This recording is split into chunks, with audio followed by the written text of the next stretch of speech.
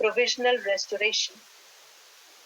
This is normally known as an interim restoration or a temporary restoration.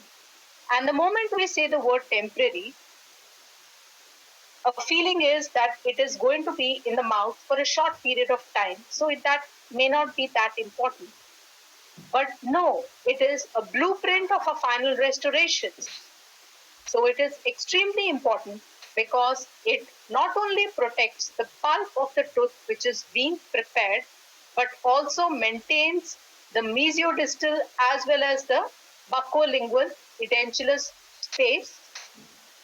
Also, it gives us an idea of how a final restoration is going to be.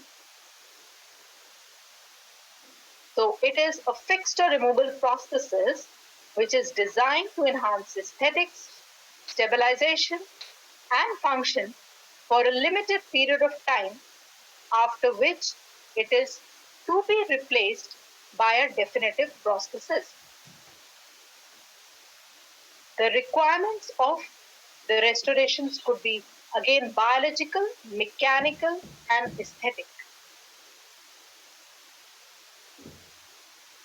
So pulpal protection, protection of the pulp periodontal health, occlusion compatibility. These are the biological factors. Also in mechanical, it should have sufficient strength to bear the occlusion loads, and also it should be aesthetic.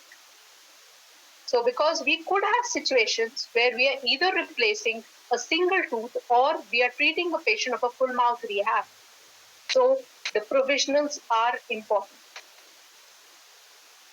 The materials which could be used are bis-acryl resin, polymethyl methacrylate, and microfilled resins.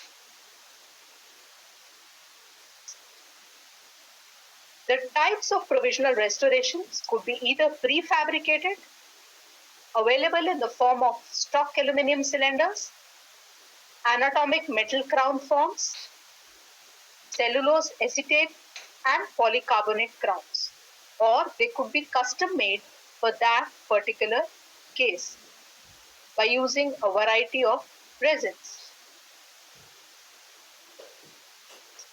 The methods of fabrication, either direct methods could be employed, which are intraoral technique sensitive methods, or indirect methods could be employed, which are extraoral and which are more accurate. There is another indirect direct method also which is available.